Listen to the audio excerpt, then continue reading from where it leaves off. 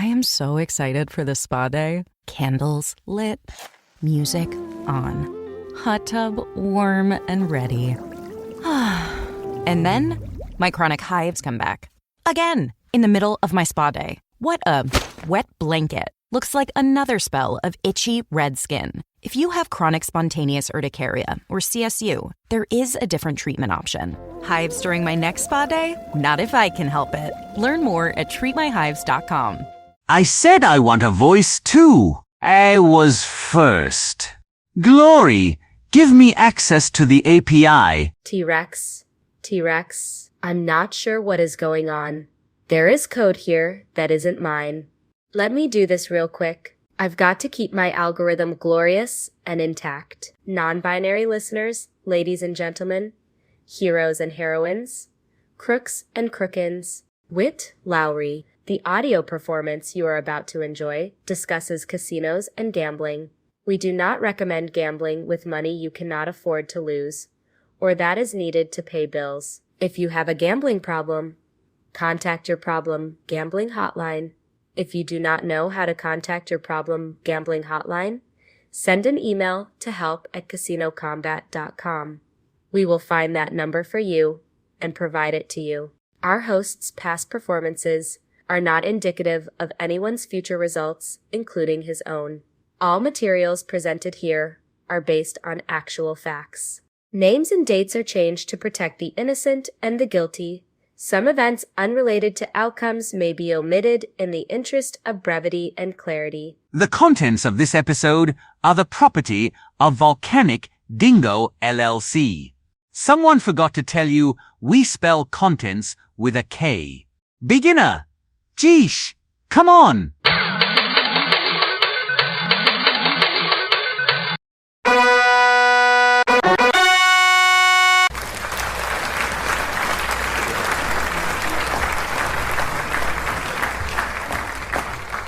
It's me, it's TRG, the Ramblin Gambler, just trying to make a living and doing the best I can. Lyrics, dude. Recite him some lyrics. They think I'm out of my mind or ahead of my time, or I'm the one that grinds and puts himself on the line. To learn to win, you have to lose 100 times. Honestly, I think losing is better than not trying. They say make money, don't let the money make you. The question is, what if it's the only thing to save you? Would you sell your soul for a price if they paid you? Or would you keep it real and stay you? Welcome to episode 159 of our Casino Combat Podcast, the podcast that dares to suggest you can win the game of casino gambling. I think I'm going to keep it real and stay me, although I am enjoying my time running around in my son's playlist. I am finding some really neat things. I really like finding people, or I should have said finding people who are losing and think it's better than trying, not losing and trying. I'm always about being the rambling, not the rambling gambler, although I do like my bling, so maybe there's a contradiction there. As I said, welcome to episode 159 of our Casino Combat Podcast. If this is your first time, welcome, welcome, welcome. So glad you saw a tile or a link on your device and decided to give us one chance. I understand if you are sus, as the kids say, winning the game of casino gambling. That's pretty bold. That's shady AF. Everyone knows the house always wins. If that's where you land on things, not a problem. I just ask you to hear me out. Actually, this episode, hear us out. That's the thing. You don't have to take my word for this. You don't have to listen to one voice on the internet that you're listening to for the first time. Hang around, get to know us, listen to a few more episodes. I'll introduce you to plenty of people who have tested what we talk about here, and they will tell you it works. They will tell you that if you'll shift your mindset a little bit, if you plan, if you pay attention to the bigger game, not just roulette, not just blackjack, not just baccarat, not slots, maybe a little slots. If you pay attention to the bigger game, the game of casino gambling, you can beat that game. That's what we're here to talk about. That's what we're here to teach. And notice I didn't say that's what I'm here to talk about. That's what I'm here to teach. We are a squad. We are real people. You can meet us. We would love to meet you. Come hang around with us. Come find us on social media. Go to the website, casinocombat.com. Spell combat with a K. Find the social media links. Come find us. Hang out with us. Get to know us. Decide then if you think we are somehow trying to mislead you or if we are actually doing what gets discussed here.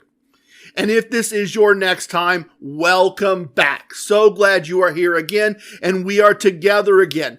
Great news. FeedSpot, the website that rates podcasts, has named us, Casino Combat, to the top 10 casino podcast list. We landed in spot number 3, along with some other great podcasts. Likes, follows, subscribes, shares. Those are all part of the metric.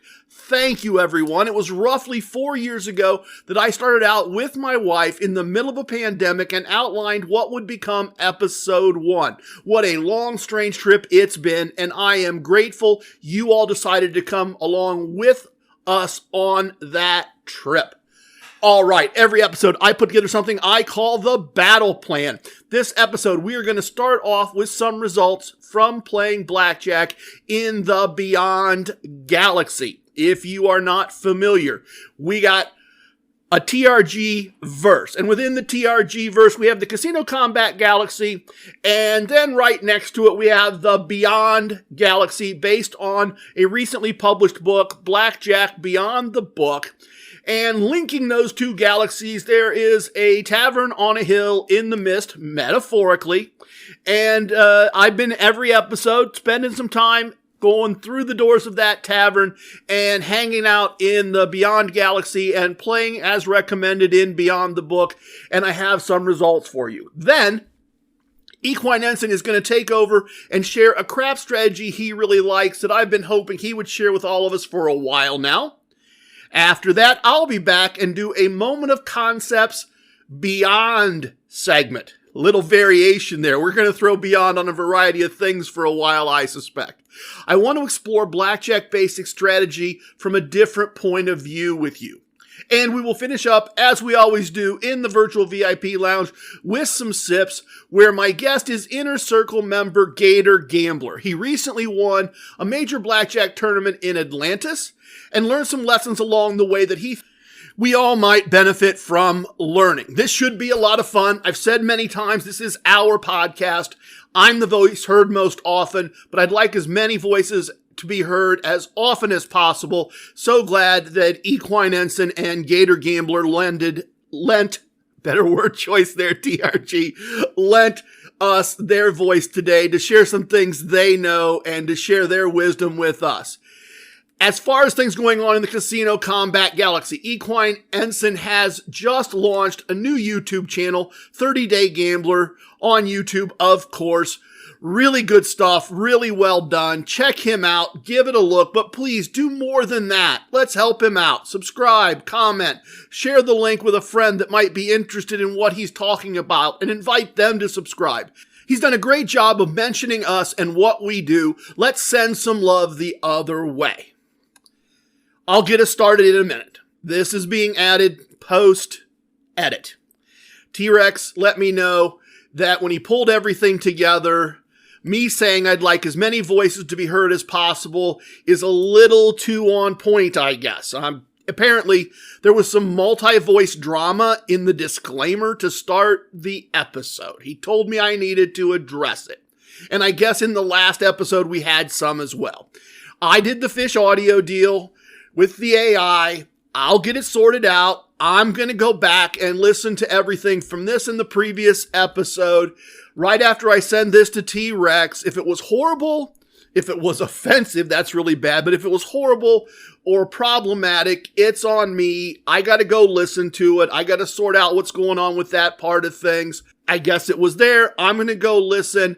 And now I return you to what I originally recorded. Okay, let's get started with the results segment from the Beyond Galaxy.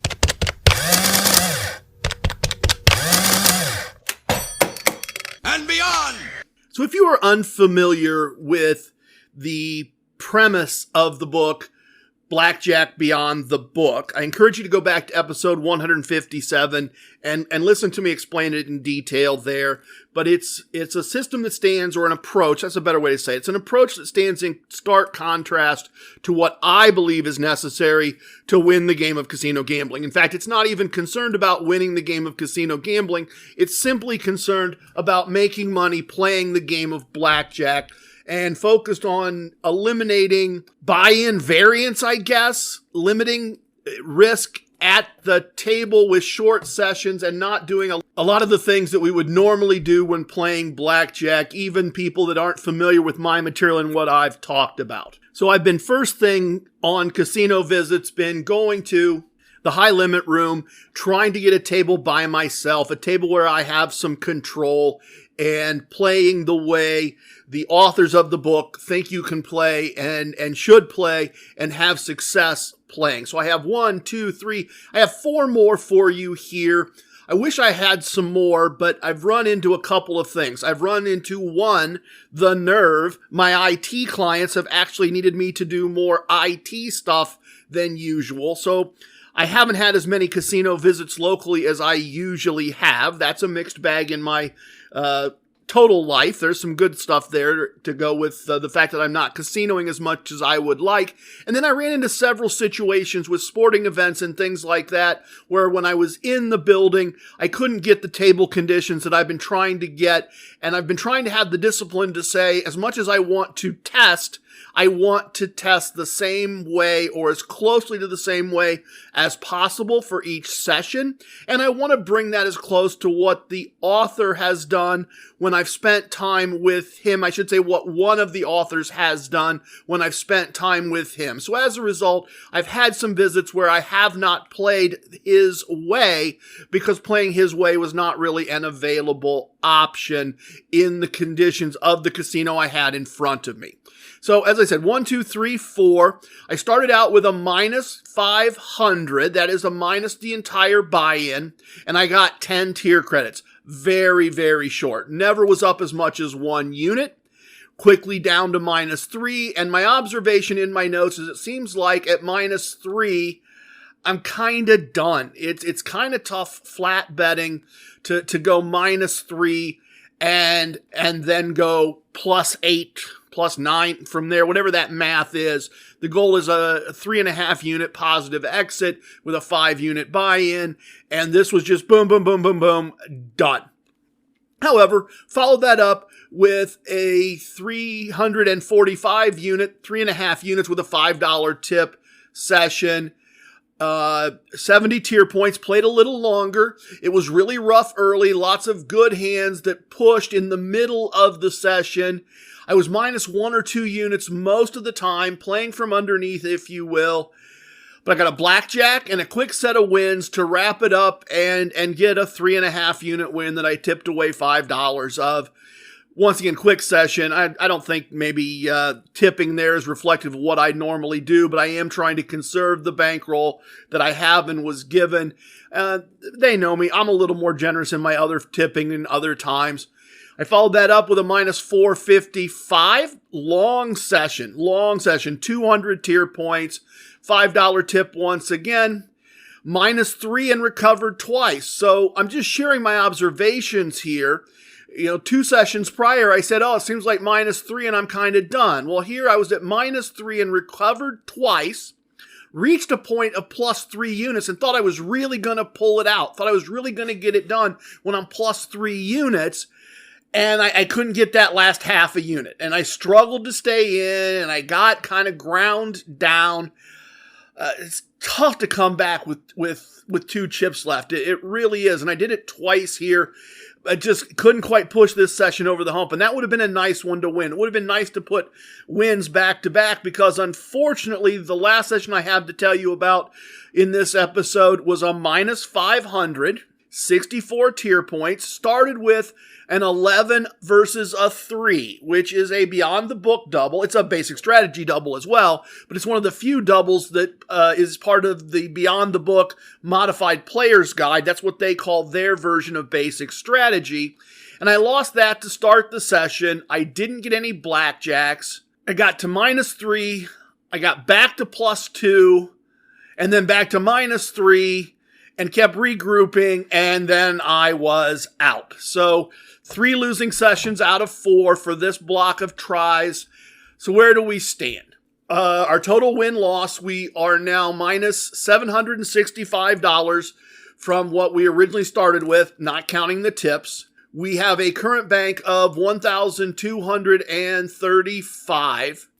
Parking so far would have been $590 if we had paid the $590 out of the original $2,000. We would have $645 left of the original $2,000. Now, I am not taking the parking money out of the original bankroll. I don't pay for parking. I have 3rd tier status at this casino. I park for free. I am trying to, for my Beyond the Book play, my play in the Beyond the Book galaxy, I am trying to just account for mathematically what parking would have cost, because it is basically the only cost a player of this type would have in my environment that they couldn't avoid, to create the hypothetical situation that I am someone who has not traditionally played blackjack or gone to this casino, and I found and bought this book, and I decided I was going to do what this book said and play for money and pay my way as I went and evaluate how that would go. So this is just an additional calculation. Technically, I still have enough for 2 more buy-ins. I still have enough to try 2 more times. This may very well turn around. I may just be seeing more losses than I should be seeing, or that they have seen in their play. That parking cost is not a real cost. And this started great, everybody. If you didn't listen to 157, go back and listen to episode 157. This started great. I had a 50% increase in the bankroll in the first 10 attempts. It was really solid. Everything was going very, very nicely, as many things are, until it didn't. And maybe that means it still will. The reality is that 1 win next, and we're in good shape. 2 wins in a row next, and we're in good shape. We are, however, not going to earn points to get comped here, and we're not going to earn points to earn parking here, because our estimated tier so far is 2,260 tier points. Our average tier score is 98 tier points per visit. And our estimated annual tier score is 23,583, rounding up. We would need 70,000 in this system's tier points to get to free parking. So based on this, we are not estimating that we would come anywhere close to that with this type of play, which is what I predicted, and that's not me patting myself on the back. It's what the authors acknowledge. The authors acknowledge you shouldn't worry about it. You should win the money and pay for your own expenses. And in this case, the expense we're using is the parking expense, purely to illustrate the ideas that the authors have presented. So, still in the game, still got some options, still got some choices, 2 wins, and we're back in really good shape, and everything is excellent, and 2 losses, and that's going to kind of wrap things up. Next, and really excited, because the next voice you're going to hear is Equine Ensign's. He has some wonderful craps things to tell you about, and then when he finishes up, he's not going to outro to me. We aren't that sophisticated yet. Maybe we'll work on that for next time, but he's not going to throw it to me, but I'll be back, and I have some really interesting things to talk to you about in terms of basic strategy in a Moments of Koncepts segment once he's finished up with his excellent presentation. Hi, I'm here to pick up my son Milo. There's no Milo here. Who picked up my son from school? Streaming only on Peacock. I'm gonna need the name of everyone that could have a connection. You don't understand. It was just the 5 of us. So this was all planned. What are you gonna do? I will do whatever it takes to get my son back. I honestly didn't see this coming. These nice people killing each other. All Her Fault. A new series streaming now only on Peacock. This episode is brought to you by Greenlight. Get this. Adults with financial literacy skills have 82% more wealth than those who don't. From swimming lessons to piano classes, us parents invest in so many things to enrich our kids' lives. But are we investing in their future financial success? With Greenlight, you can teach your kids financial literacy skills like earning, saving, and investing. And this investment costs less than that after-school treat. Start prioritizing their financial education and future today with a risk-free trial at greenlight.com/Spotify. Greenlight.com/Spotify.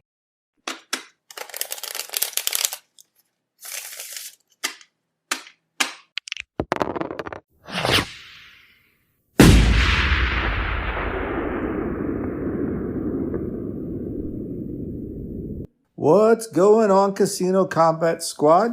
This is Equine Ensign coming at you. Today I'm going to talk to you a little bit about craps. TRG has asked me a time or two if I'd come on and talk about how I play craps, because I play a hedging system that keeps me at the table for a long time, helps me get those tier points, and helps me get everything we look for as a squad when we're getting into that casino. But before I get to that, I have a little story before the story, as TRG would say. So it was the summer of 2021. Maybe I was gambling for a year or so, thanks to my friend who gambled quite a bit. I'm the guy who would walk through the casino and go right for the horse track if they had a horse track and not gamble at all because I saw no point in it. So I started going to casinos with him in Atlantic City and seeing all this free stuff he's getting.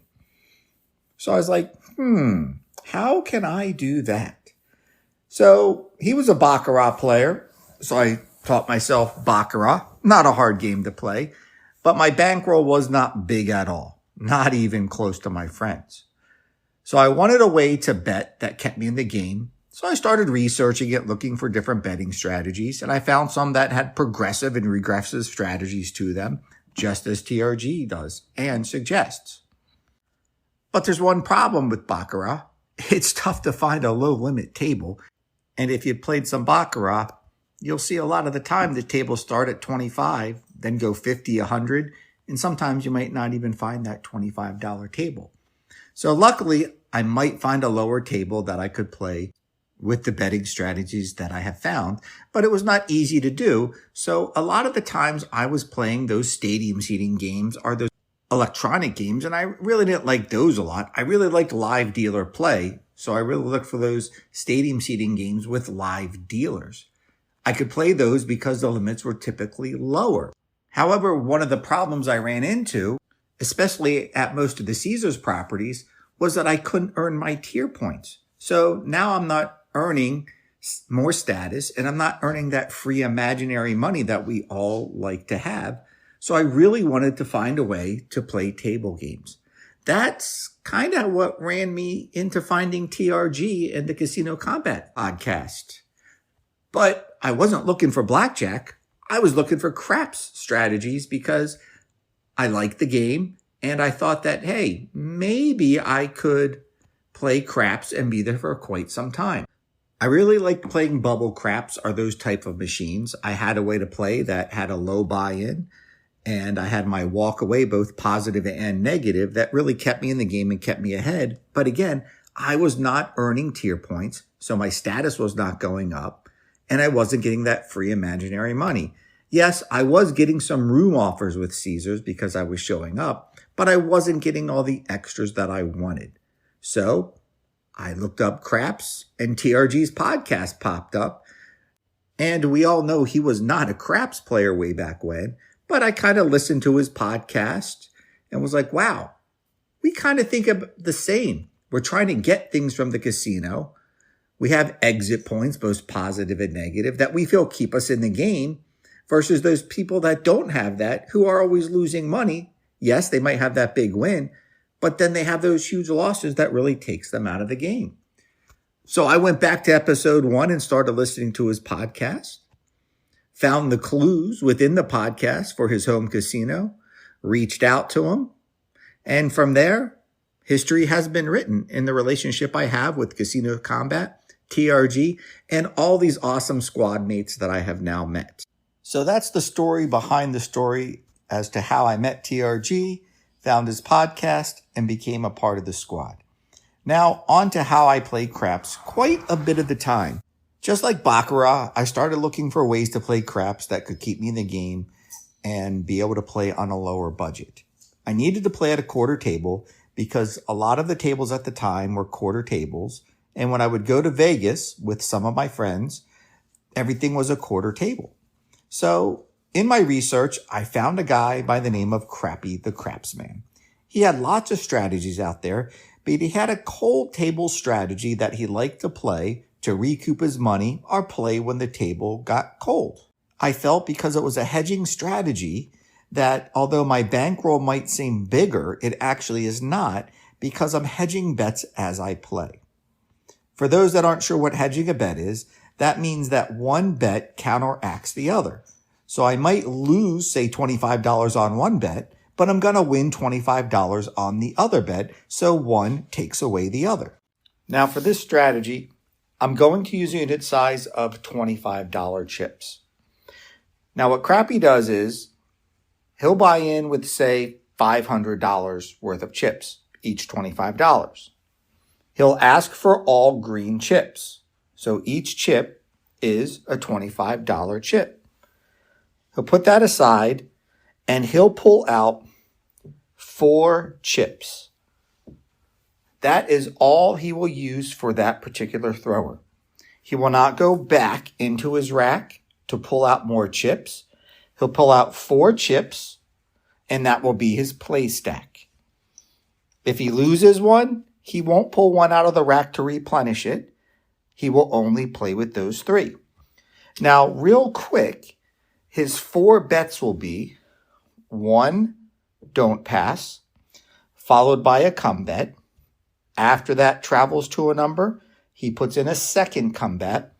And after that one travels to a number, he puts in a don't come bet. So those are all 4 units if they all get placed. Sometimes he might lose one, so he won't have all 4 units to play with.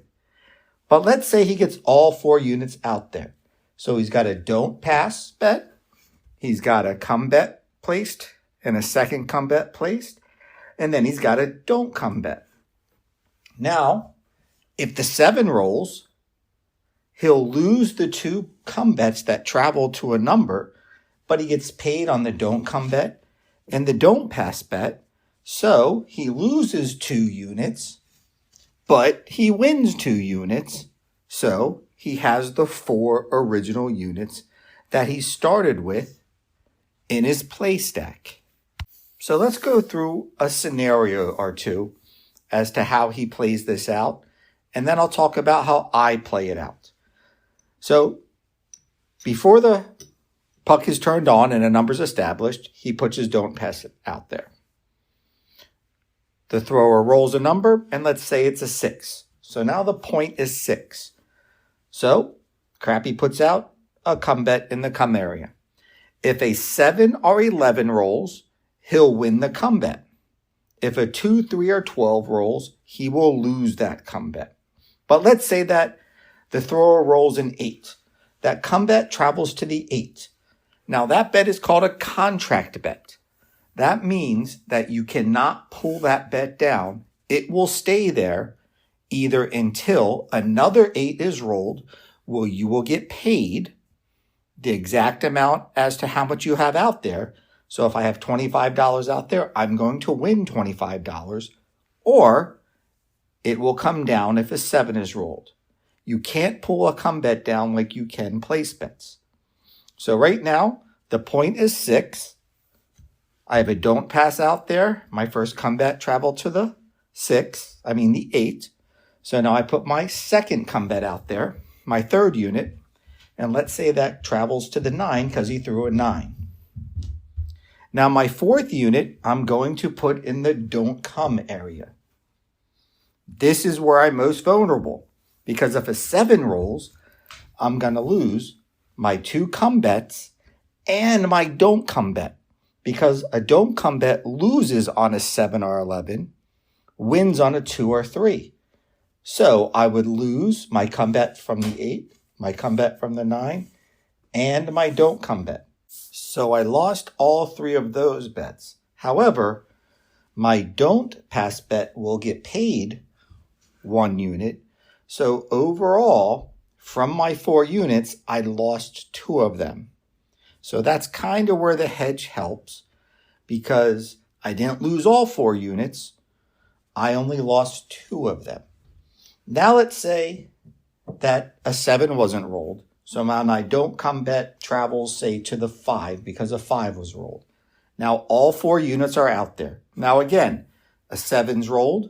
I lose my 2 come bets on the 8 and 9, but I win my don't come bet on the 5 in my don't pass bet, so I didn't lose anything in that roll. But let's say they rolled an 8. Well, I got a come bet on the 8, so I'll win 1 unit on that 8. Now, what Crappy does is he'll put that winning chip back in his play stack, and he'll use that unit in case he loses a unit somewhere else. Now, I watched Crappy's videos just to make sure I was doing it how he plays it before I did this, and Crappy does it a little different than I remembered. Once he has his don't come bet established, and let's say he won that come bet, he doesn't put it out there as another come bet.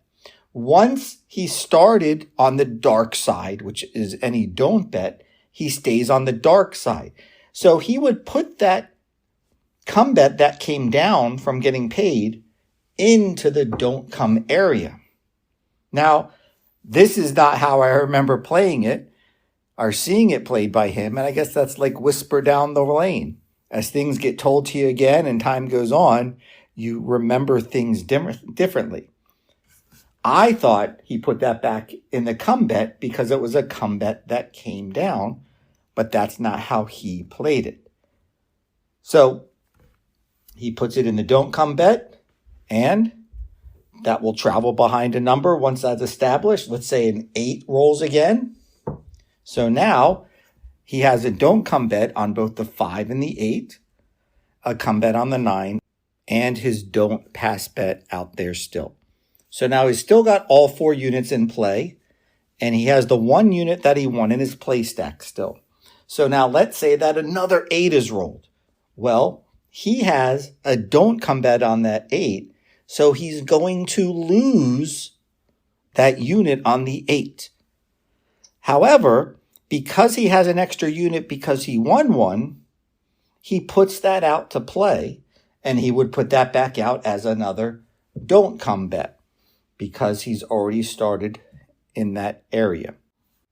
Now let's jump to one more scenario how Crappy plays it. He's going to pull down his 4 units for that particular thrower. Remember, he doesn't put any more units in there from his rack. He only adds to his play stack if he wins them. So he puts out his don't pass bet, and let's say the thrower rolled an 11. So what happens is he would lose his don't pass bet. So now he's only got 3 units to play with. Well, in the order of his betting, don't pass, come, don't come, his bet is a don't pass, so he goes back out there in the don't pass with his 3 units he has left. Now the thrower rolls a 5, so 5 is the point. So Crappy takes another unit, puts that in the come area. The thrower rolls a 6. That come bet travels to the 6. Now he has his 3rd and last unit because he lost that one. He's going to put that out on the come area. And let's say a 9's rolled. Now that travels to the 9. Now he's got 3 units out there because that's all he has left. He doesn't grab one from his rack to put in play so he gets all 4 units established. He just plays with the 3 units he has out there until he wins one. Once he wins one, then he'll put that into his play stack to replenish the one that was lost, so he'll have 4 units again. So for example, he had a come bet on the 9. Let's say the thrower rolls a 9. That come bet comes down and he gets paid a unit. He puts those units in his play stack, and his next bet he should have is a come bet because he only has one come bet established. He'll put that in the come area. Say they roll a 10, that travels to the 10. Now he has his fourth bet. He'll put that in the don't come area, and that will go to the don't come, and they roll a 4, that travels behind the 4, and he's got all 4 units set out there. Now that's a quick rundown of how Crappy the Craftsman plays this strategy. And I know it's tough to follow, especially when you can't see it. At the end of this explanation, I'll tell you some places where you can see it played out so you can visually see how it's played out, because I know personally it's a little easier to see that. So let me run down how I tweaked Crappy the Craftsman's strategy. I buy in the same way he does. I pull out the 4 units just like he does, and that's all I will use on that thrower are those 4 units. My first bet is a don't pass bet like he does it.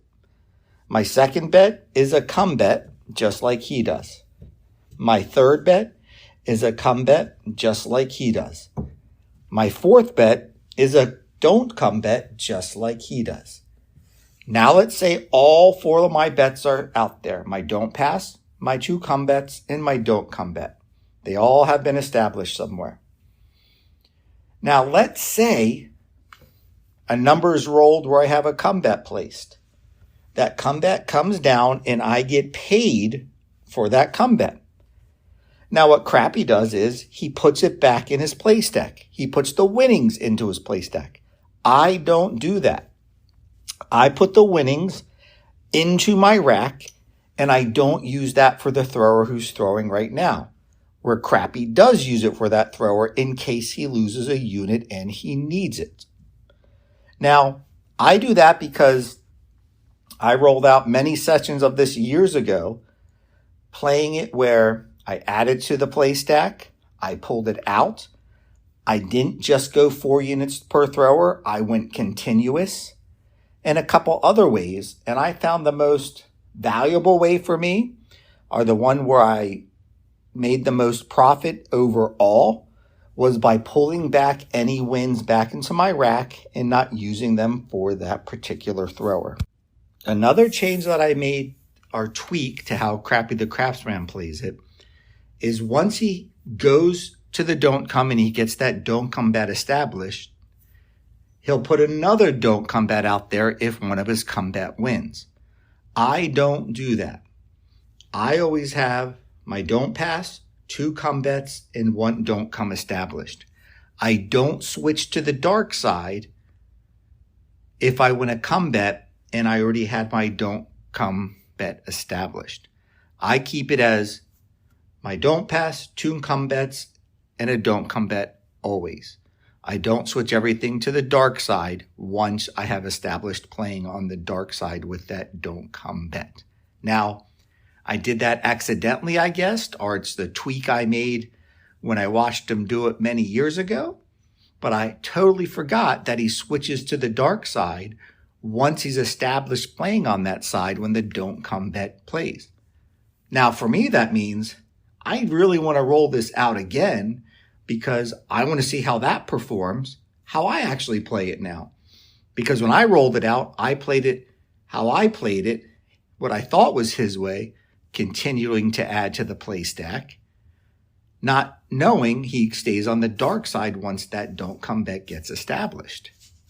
Now, I'm not trying to make this too long because I know it can be tough to listen to this and follow in your head where everything's going, especially if you don't know craps. But just to reiterate, Crappy plays by doing a don't pass, 2 come bets, and then a don't come bet. If he ever establishes the don't come bet and he wins money on a come bet, he puts it back up in the don't come area. He continues to bet the dark side now.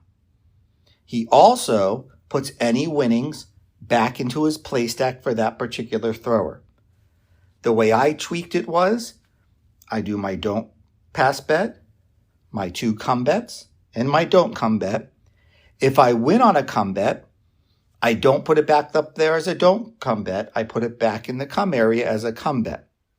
I don't switch to the dark side like he does once he started betting on the dark side with the don't come bet.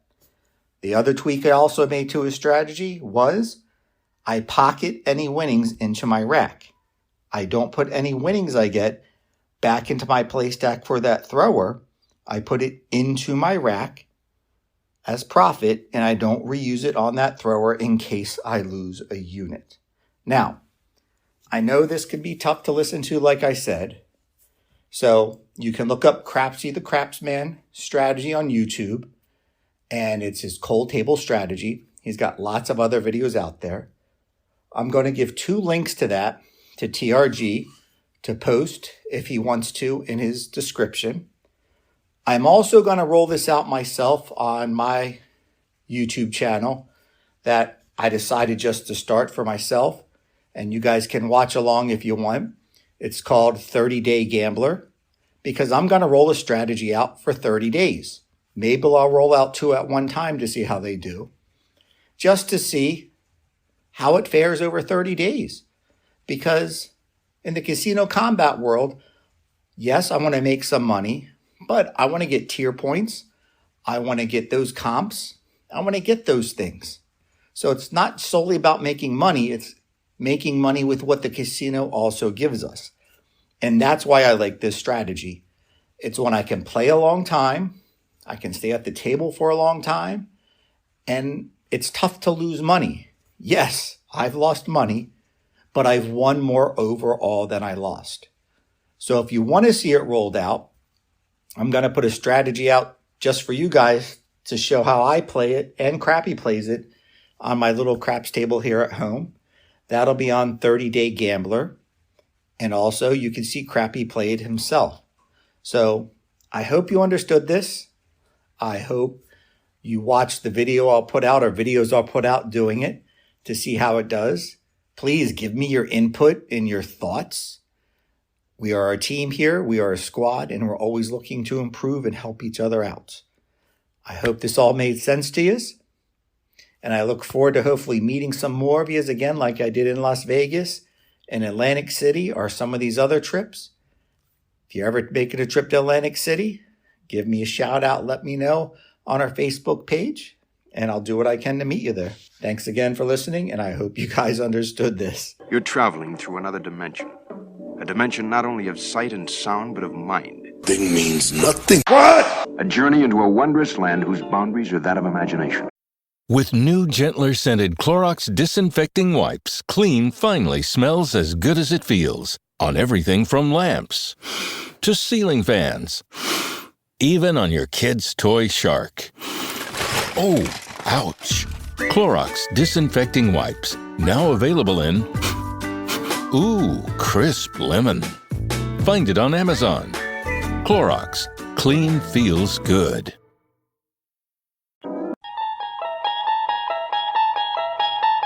And beyond! Moment of Koncepts segments are segments where I like to think, or share what I'm thinking, or share some things I think perhaps you might want to think about. So let me tell you what's been floating around in my head as it relates to Blackjack Beyond the book. The premises, the key points, I'm not sure what word I'm looking for there. The main ideas, one of the main ideas is that instead of using the traditional basic strategy guide as developed over all these years through millions and millions of attempts, is rather to set that aside and play using their modified player's guide, which is in their book or available from their website, betwise21.com. The idea is that they take out almost all the doubles, everything except doubling 10 or 11 against 3 through 7. And they take all of the splits out except splitting the aces. And they believe that that is the optimal way to play to get a small profit playing large unit sizes and get off the table and out of the casino quickly with your money. And clearly that's not how I'm used to playing. That's not how I've taught myself to play in the past. But it got me thinking. And we may find out through testing that that is absolutely correct. That is absolutely a better way to play. We'll only know when we know, and even when we know, we probably don't have enough data points for it to be statistically significant, and we still don't really know. But let's set that aside for a minute.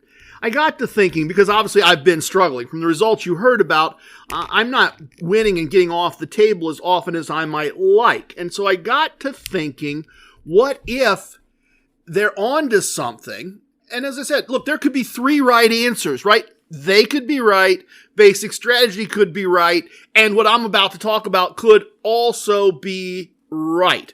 But I got to thinking, what if we took the idea of large unit size and a small unit win number and just getting off the table, and instead of being super conservative, we were super aggressive?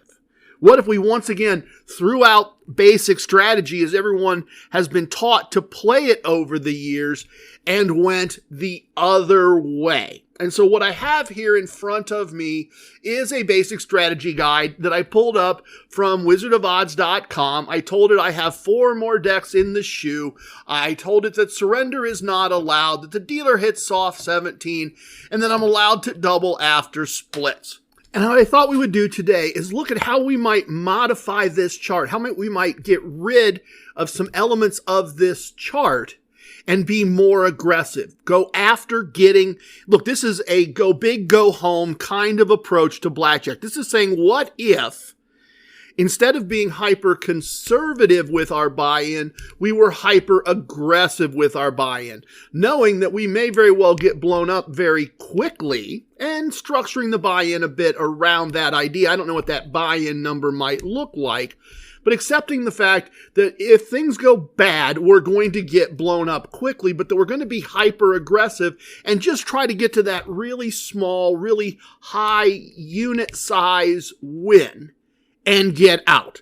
Try to get our day's pay by just getting up 2 or 3 units very, very quickly with a very large unit size and getting out. And so as I look down this chart, well, we're not going to change what we do on a 5 total, a hard 5 against anything, or 6 or 7 against anything. But what if we said on an 8, I'm going to double against a 5 or a 6? That's not out there. You will see some aggressive players do that once in a while. Over time, you are giving up house advantage, without a doubt. But in the Beyond Galaxy, we're not worrying about house advantage because we're assuming we're not going to play long enough for the house advantage to come into play for us. We're going to accept when we get wrecked and move on, and we're going to try to get it. So I'm saying, what if instead of being very conservative and not doubling any 9s, that instead we go, 5, 6, the house probably has to take a card, almost always has to take a card. Let's play for the player dealer bust, and let's double 5 and 6.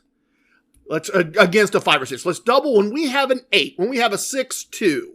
When we have a pair of 4s, a pair of 4s isn't a good example. Sorry about that. Yeah, when we have a hard 8 in any fashion, let's double against a 5 or 6. Let's go for the throat. Let's put the bankroll at risk. Let's accept we might get blown up, and let's go for it and double those hands. And obviously, a 9 against a 3, 4, 5, or 6, we're going to double. I don't think I would go all the way to a 7, but that would be a possibility in being hyper aggressive, right? And playing for the win and get out, or the loss happens. We might go ahead and double. We might make a chart and double that 9 against a dealer's 7. I don't think I'll change anything about the chart in terms of doubling a 10, because 10 is a double in a standard chart against everything except a dealer's 10 or an ace. Although you could make the argument that if the dealer is showing a 10 and I can get 10 value card or ace value card and draw out a 20 or 21, you could make the argument that to be hyper aggressive in my play, I could double my 10 against a dealer's 10. We could do that. 11 play is going to stay the same. And here, once again, a 12. You have a 10 and a 2, and the dealer is showing a 4, 5, or 6, the chart says, to stand. I'm going to say, I think I'm going to, in this hypothetical, in this thinking out loud, in this encouraging you to think out loud, moment of concepts, I think I'm going to go ahead and double against a dealer's 5 showing. I am just looking out for any opportunity to get ahead just a few units, 2 to 4 units from my original buy-in and get out. And a way to do that in the hypothetical would be to be aggressive, get there and get done, and accept that I'm going to get ruined. I don't think I would do anything different with hard 13, hard 14, hard 15, hard 16. Hard 17 is going to be 8, hard 18 is going to be 8, 19, 20. Those are all going to be fine. We're not going to mess around with those. Ace 2, normally a double against a 5 or a 6. Let's make that a 4, 5, or 6. Ace 3, let's make that a 4, 5, or 6, not a 5 or a 6. Ace 4 against 4, 5, or 6, fine. Ace 5 against 4, 5, or 6, fine. I think I'm good with all of those. I think I am. I don't think I'm going to change those. 2s and splits, not going to change those. Pair of 3s, the splits there, not going to change those. Pair of 4s, a total of 8, is a split against a 5 or a 6. Once again, I'm going to make that a split against a 4 as well. Don't think I'm going to change anything else for a pair of 4s. Oh, pair of 5s, treating them like a 10. Yeah, I'm still going to just treat a pair of 5s like a 10 according to the book. 6s, pair of 6s, don't think I'm going to change any of that. Pair of 7s, no. Pair of 8s, no. Pair of 9s, no. Yeah, I think the rest of that, I guess if you wanted to be really, really hyper aggressive, you could say, I'm going to split my 10s against the 4 or 5. Dealer showing 4 or 5. I guess if you wanted to be really, I don't think I could get to, even if I was going to test this, and that would be the next step, right? Let me finish that thought and come back to what the next step would be if you were going to be interested in exploring this. And I might explore this a little bit. In a test scenario, not in a real scenario with real money, unless I can find a $2 casino somewhere. Give me the time warp and the DeLorean, and maybe I'll go back to 1980s Las Vegas and go downtown and try this at $1 a hand. I just can't. I get the logic that I'm proposing here, but 10s against a 4 or a 5, while hyper aggressive, I'm just too old to think I'm going to win the fight in the parking lot, and I'm too old to swim home if they throw me off the boat. So there are some modifications to basic strategy that you could make in the interest of being hyper aggressive, going for the casino throat, if you will. We're not worrying about tier points. We're not worrying about comps. We're not going to play long enough for it to matter. We're going to take some heat from other players if we're playing in an environment where we're sharing with a lot of people. All of that's going to be part of the mix. But we could take the idea of Beyond the Book, which is modifying basic strategy to accomplish our goals, and modify it completely the other way. Throw out house advantage the other way. We're going to split things that shouldn't be split. We're going to double things that shouldn't be doubled. And if we catch something really quick, we're going to make our money, and we're going to get done, and we're going to get out, and we're going to have a decent day's pay number because we've only won a few units. So I said next steps. If I were going to explore this, and I might play around a little bit with this, but I'm going to play around with this with a blackjack simulation and some imaginary chips, well, real chips, but not real money. I'm going to deal myself hands and see how this goes and record results, or I am going to. I don't know if I'm going to or not. That would be my next step to evaluate this, to think about this idea that if I'm not playing for points and I'm not playing for comps and I'm going to play a large unit size and I'm just going to try to clear a few units and get done, let's get those units as quickly as possible. Let's do TRG2 or TRG4 with a large unit size and a more aggressive basic strategy, a non-typical basic strategy that accepts that I'm going to increase the house's advantage. The house advantage is going to go up, but I'm not going to play very long each session. I'm going to just try to hit one of these hands. I'm going to play for home runs. I'm going to play for short home runs with big dollars per wager and try to catch a few units by being hyper aggressive and then be done and walk away. And quick review, maybe if you looked at the chart, you'd find some other things. That would be interesting. If you are motivated enough to look at the chart and make some notes, take a picture, send it over, trg@casinocombat.com, spell combat with a K. Do your version. I'll be happy to take a look. I'd love to hear your thoughts, read your thoughts, see your thoughts. Those would all be great things. As I said, just something to think about, just something rattling around in my aging brain as I think about the concepts in this very interesting book that's just been published. And I thought, why keep it just in my brain? Why not share it with all of you? And having done all of that, let's adjourn to the virtual VIP lounge. I've got a great guest waiting for us there, and I think we are all going to learn a few things about playing blackjack tournaments and the things that go on around the blackjack tournament that maybe not all of us are aware of. Certainly, I was not aware of all of this. A little bit of the bubbly. Welcome to the most must-listen-to segment in casino lifestyle podcasting, the Virtual VIP Lounge. Our lounge is open, and we have the best virtual everything virtually all the time. The best virtual food and drink served in any virtual VIP lounge anywhere on the interwebs, guaranteed or your money back. As always, if you can, press pause. Let's hang out as we would in a high-end lounge. Pour a drink, fix a plate, spend some time. If you have to, do that virtually. If you can, pour yourself something. It is early here. It is very early here. I just have some still water. It is not even artisanal still water. It is just still water. However, when I originally recorded this, when I originally talked with Gator Gambler, I did have a very nice bourbon that I really enjoyed in chatting with him. The story about the story to get to the story. He has been playing some on the very high-end blackjack tournament circuit. He was just down at the Atlantis Resort in the Bahamas and won their blackjack tournament, a very large tournament, and an impressive win on his part. And he had some experiences and he learned some things, and he thought we would all benefit from learning what he learned, and so great of him to think of all of us, to think about sharing with all of us. So here is my conversation with Inner Circle member Gator Gambler about his trip. When I first started going to the Bahamas, the independent host that I went through introduced me to another guy who comes from Tampa. He's a really great guy. And then through him, I met a whole bunch of other people. People that he's been around on these different trips a lot. Some of who I like and some who are just okay.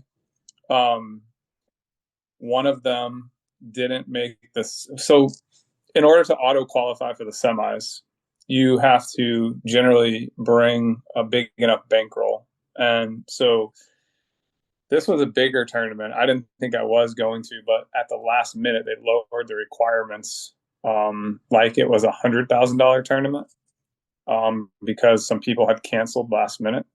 So I found out Thursday around like 11 o'clock that I could auto advance to the semis. And I told my host, I'm like, that's the only way I'm going to go. I'm not playing the qualifying round. I did that the very first time. And it's just, it's a lot of people. You play heads up against the dealer, and they only take the top 3 and score. They end up paying like the top 12, but they only advance the top 3 to the semis. Oh, okay. So they pay, like, if you make the top 12 scores in the qualifying, you get $1,000, which in the grand scheme of things is okay, but it's not really what I was looking for. And they do that to try to attract you there for the weekend because they want you to gamble, obviously. Right. They assume you're going to play before and you're going to play after. Yes. Yeah. So in the first time, I met a few people. One of them was a guy from Boston. He was okay. He asked me more stock questions than he did about gambling. Interesting. Yeah. So, and, I've been there. It was 3 other times before this last weekend. So I've gotten more friendly with a lot of these people. And so a lot of these people make deals with each other. And I happen to be at the same final or semifinal table as him, because he played the qualifying and he was second in points. So we were at the same table. So the guy that I trust and know recommended, hey, you might want to strike a deal with him, because if he makes it, then at least you'll get something. And if you make it, he'll get something. I said, that's fine. Okay. So we said 20%. And, I was fine with that. And so, I made it to the final table. I ended up winning the whole thing. And I did not want to pay him in chips. I wanted to pay him in cash. And I didn't have cash on me. It was, I always put it back on my account because it looks like my bankroll is bigger, and I put it in my safe for what I don't want to put back on my account. Okay. And later that night, we had all went to dinner as a group. Well, it turned into a group. It was 2 separate groups that merged into one group of like 17 at dinner. And I'm like, oh my God, what do we do? And I think he had a little more to drink than he probably should have. And he had struck a deal with another one of the people in the group that made the final table. Obviously, it was smaller, and she didn't make as much in the chop that I did. But so she gave him chips before dinner. And then after dinner, while we were playing in the high limit room, he walked in there and asked her for the money again. Oh. Like he had forgot. Oh my goodness. And so later he came back in there like 3 other times asking me. And I said, look, I want to give you cash. And then I ended up giving him chips. And the next morning it was like I didn't give him anything. Oh, no. And it was partial chips. And then I gave him partial cash the next morning. So it turned into a huge ordeal, big drama. And I'm like, look, I have nothing to gain here by doing this. Like, I'm winning. And all he kept saying was, I'm losing for the trip. I need money to buy my check back. I'm like, dude, that's not my problem. And so there were 2 other people that he did that to. And so I basically just blocked him from all communications. And I'm like, I'm not doing this.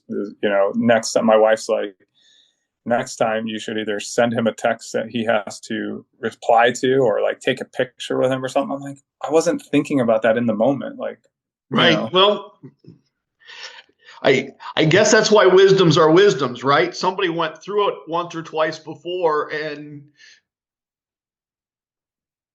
thinks of those things in that moment and knows. I can't imagine I would have. Right. So I guess my wisdom is, keep your circle small. I only now trust 2 people that, I was introduced to. And I don't think I'll ever do that again. And if I do, it's definitely not going to be just a handshake and, be handing chips back and forth or cash back and forth. There's got to be some documentation, a picture or something. A video. Yeah. There to witness it. Yeah. Wow. Yeah. And look, but if you give him chips, would have you been giving him promotional chips? No, because they paid. How did they even do it? No, they. I put it on my account, so I never even got cash or chips. But I see. Okay. I had chips that I was playing with the night before that I wanted to continue playing with, so I didn't want to use those, but I did. Okay, that sounds smart. I get it. Portion of them, and then the next morning I gave him the other portion. It was 10,000 in chips and 7,500 in cash. So, but obviously his 20% got bigger when I got first place than it would have if I would have finished 2nd through 6th. So, right, you would think a little gratitude. Right, exactly. Exactly. Oh, and honestly, I told my buddy. I said, if I knew it was going to go down like this, I wouldn't have even given him the cash this morning. I would have said, too bad. Like, the entire deal is off now that you want to act like this. And the fact that he did it to 3 of us is like, come on, man, what are you trying? I don't know. It kind of ruined my whole weekend because he kept, every time I would see him, and the reason it was drama at the Baccarat table, later that night we went to play Baccarat, and him and other people that were with him were standing behind us, and they were just like, he's a cheater. Oh, geez. Yeah. And other people were like, what is going on?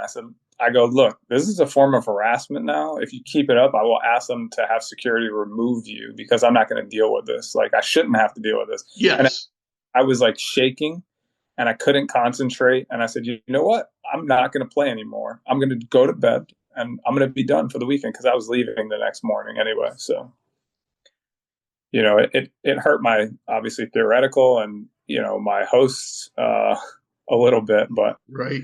I'd also tipped him in cash after I won the tournament. So I think he was happy regardless. Probably. But still, just great weekend, amazing weekend, accomplished something that unique. Well, maybe not so unique for you. You've been in quite a few of these. It was the biggest one that all right. I go back. I posted a picture in the Craps channel today. So my first ever tournament was a craps tournament, and I was 22 at the time. But the top payout then was in 2003 was 10,000. And then the next year, I won my first blackjack tournament at the same casino. I was 23 in 2004, and again, top payout then was 10,000. I mean, now, prior to this past tournament, the highest one that I'd ever played in and made a final table was like $150,000 tournament. That was the one at Mirage. Right. And then I won at SLS before it rebranded to Sahara. And that was an odd format because they just took like your top two scores and added them together. So there was no final table or there was no people advancing. You just basically, you had to be aggressive. And I got lucky on the hands that I needed to. And that paid cash. I paid like 12 grand cash. So that was nice. Yeah. But, it was a $250,000 payout. They stripped 12 off for the qualifiers. That left us with 238. And then we decided to give 3,000 to the dealers. So that left us with 235. And then they said 88 for first and 30 for second through sixth. And then we just played it out. And, so there's two strategies that I like, either slow play or be aggressive. And I kind of combine the two. So the minimum was 500. You can bet as much as you want whenever. And then you also have a secret bet that you can use anytime. And you play 15 hands. And after the 14th hand, they do a count. Okay. So I basically bet table minimum until the betting puck got past me and I was the last one to act. And everybody else was betting small. And I bet half of my stack and I won. So then at that point, I was in a decent lead and people were trying to now kind of catch me. Right. And there was one guy knocked himself out pretty early. And so there were 5 of us left. And on the 13th hand, I think there were only 5 of us. Yeah, there were 5 out of 6 still left on the 13th hand.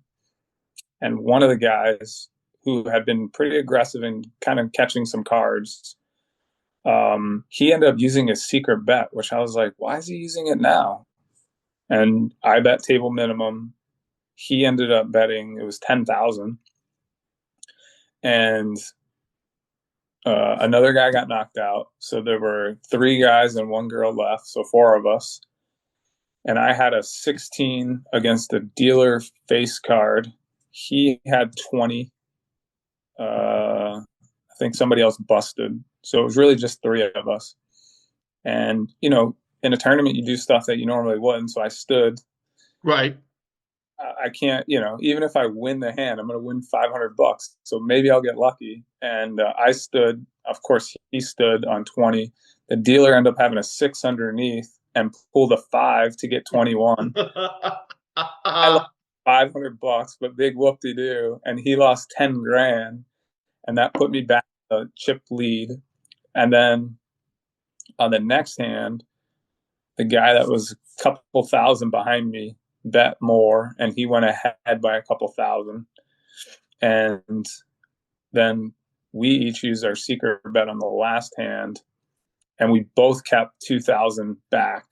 So if the dealer would have pulled a hand and busted all of us, we would have had to play a one tie hand. And what happened was I got an ace 4.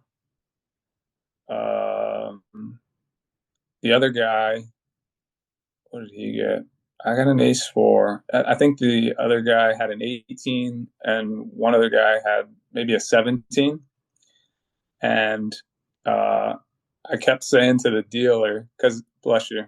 Oh, thank you.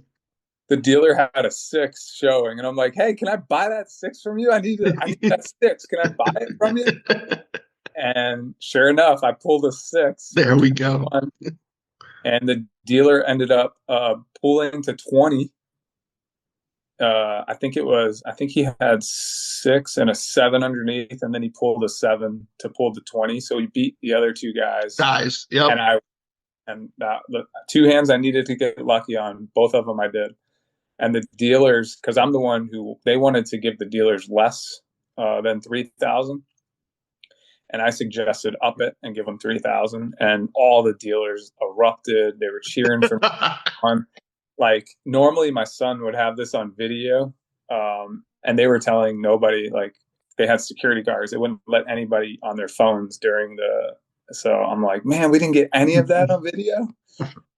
So then, my son's on the phone with my wife saying, Dad won the whole thing. Dad won the whole thing. So she thought, she didn't know any negotiations took place. She thought, because first place without negotiations was 200,000.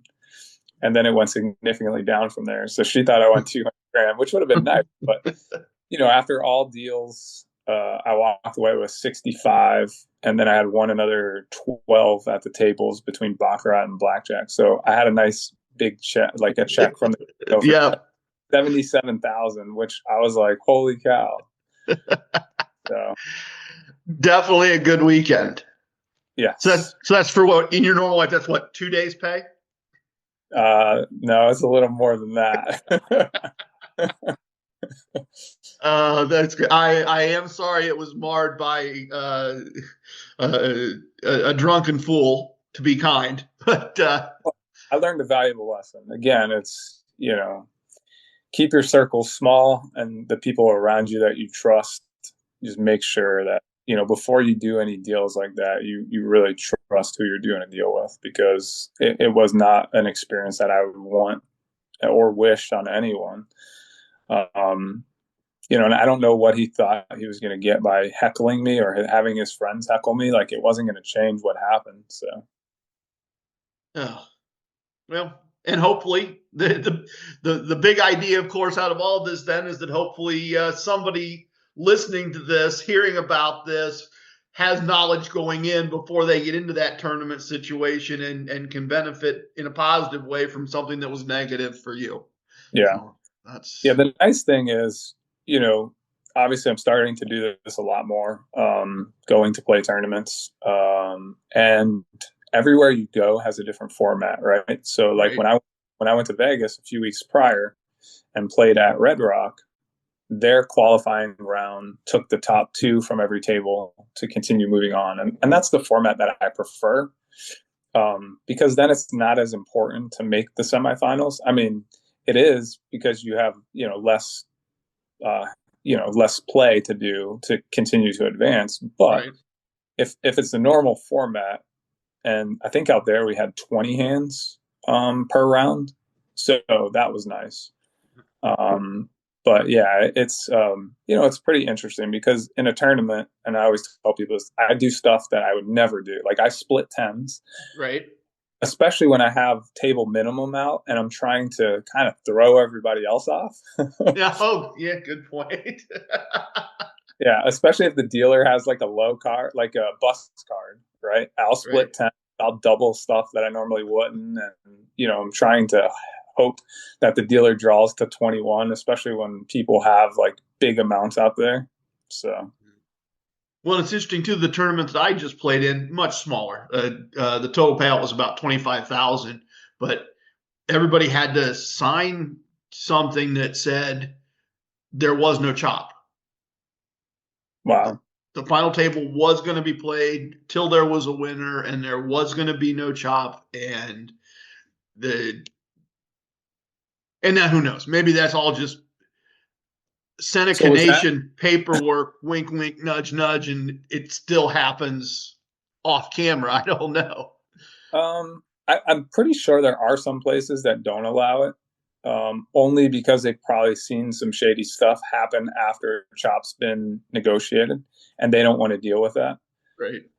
But the table games, like vice president is always there watching. And so one of the guys that works in the credit office, he goes around and asks everybody, like, does everybody agree? And so the last time I was there, I didn't make it to the final table. I didn't even make it. Did I make it to the semis? I don't know no, it was the first time. My buddy made it to the final table, and there was one guy that didn't want to negotiate. So then what usually happens is everybody aims to knock that person out. And then if they do, they kind of take a pause and they negotiate right then. All right, now there's only 5 of us, so. Yep. But it is nice having a negotiated deal and knowing you're going to walk away with something, because the discrepancy in a tournament like that, I think I want to say it was like 200 for first, 50 for second, 20 for, it was something crazy. It was like 2,500 for sixth or 1,500. They're always top heavy when it's that. Right. And I'm just blessed to say that I made it to a final table that was that big. Well, and won a final table that was that big. Well, that's it. Once again, big thank you to Inner Circle member Gator Gambler for sharing those insights with us, for sharing his point of view, for letting us see what things look like when you play at a big enough level that you can not only skip the intro rounds to a tournament, but play with enough skill to then win that tournament. And, we get to see the other parts of that, the deals that get made, the things that you're only going to see or hear if you're in the room. Wonderful insights. Can't say thank you enough. And really appreciate it. It's always great. I love the fact that this was an episode where two members of the Inner Circle took the time to contribute, to share what they know beyond what I know. As I always say, I don't know everything about gambling. I just want to. Please tip your waitresses, tip your bartenders, tip your dealers. If you have a host, tip your host, but don't tip away your wins.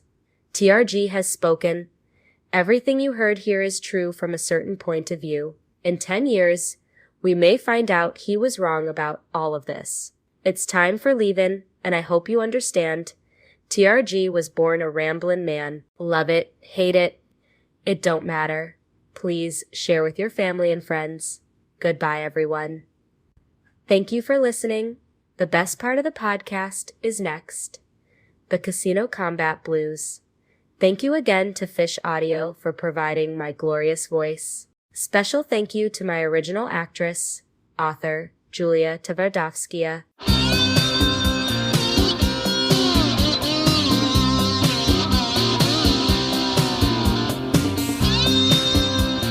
For Atlantic City Empress, Casino Combat's ace. There are profits in the casino tonight, I can feel it in my bones. I had a premonition, you should probably play alone. I know the house has that advantage, but that's part of the thrill. If we follow the core concepts, the chips begin to spill. So baby, here's your player's card, put your bankroll in your hand. Use just some of that money now, do it just the way we planned. Just follow the core concepts, and you could win several grand.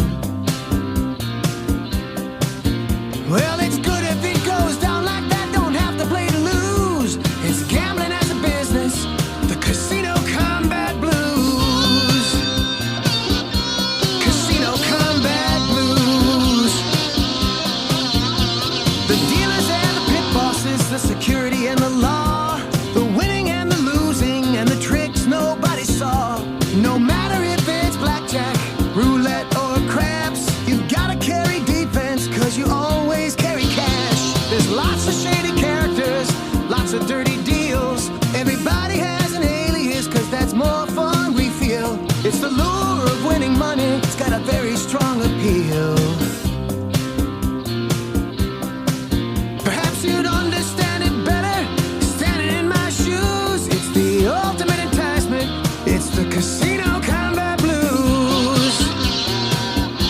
Casino combat blues.